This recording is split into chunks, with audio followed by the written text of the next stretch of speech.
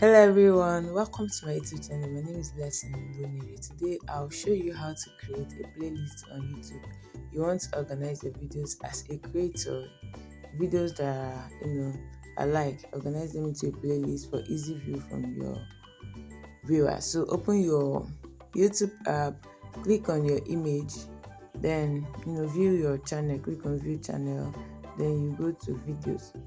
So for each video you can see three dots on each of these videos, so click on any of the three dots for the particular video that you want to organize into a playlist. Click on save to playlist. So when you click on it, you can click on the playlist that you've already created to save the video and click done, or click on new playlist, this blue icon. So your playlist should have a title.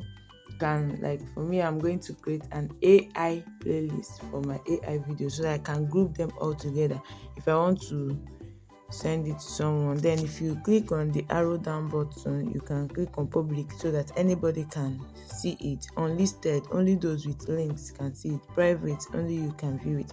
So you can choose anyone. I'm going to choose public and click on create, and then my playlist is created. So this video has been added to that playlist. So I can go to another video that is AI related too and click on the three dots on that video and click on and choose that playlist that I just created. So that video will be there. Playlists are important, to group videos that has similar functions or similar tutorials or whatever, similar messages together. A video can be in more than one playlist. So once you click on any of the playlists, you check it and that will be done. So if you are getting value from this video, consider subscribing and liking and sharing and commenting. So like I said, you can have more than one video on a playlist. You can add as many videos that are alike to your playlist. You can add a video to more than one playlist as the case may be, because a video that is AI related can also be related to something else.